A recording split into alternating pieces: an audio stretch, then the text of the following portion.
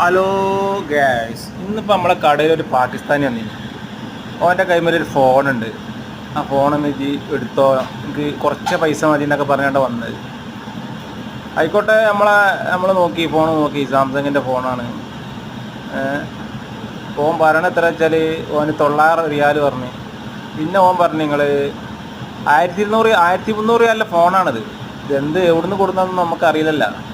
പിന്നെ ഓൻ പറഞ്ഞ് 400 റിയാൽ. അപ്പം നമ്മൾ പറഞ്ഞ് 300 റിയാലാണ് തെറ്റെന്ന് അറിഞ്ഞു. അതിൽ ഓൻ ഫോൺ തന്ന്, നിങ്ങളെന്താ 300 റിയാൽ എടുത്തോളിന്ന് പറഞ്ഞു. അപ്പം നമ്മളെന്ത് ചെയ്ത്, 300 റിയാലിന് ഫോൺ ഇവൻ തന്നാൽ എന്തെങ്കിലുമൊക്കെ അതിലുണ്ടാവില്ലേ. ഒരു 300 റിയാലൊക്കെ ഒരു ഫോൺ തരാൻ നമ്മൾ ചെക്ക് ചെയ്ത് നോക്കി. ചെക്ക് ചെയ്തപ്പോൾ കുഴപ്പവും കാര്യങ്ങളൊന്നും ഇല്ല. വർക്കിംഗ് ഒക്കെ ഉണ്ട്, എല്ലാ സാധനങ്ങളും ഒക്കെ സെറ്റപ്പാണ്, ഫോണാണ്, ഒക്കെ റെഡിയാണ്. പിന്നെ ഇത് എന്ത് വിശ്വസിച്ചപ്പോൾ ഇങ്ങനത്തെ ഫോണൊക്കെ എടുക്കുക? ഈ പാകിസ്ഥാനിലുള്ള സ്ഥിരം പരിപാടിയാണിത്. നമ്മളെ കേരളക്കാരെങ്ങനെ പറ്റിക്കും. ഇത് എടുത്താൽ എന്താ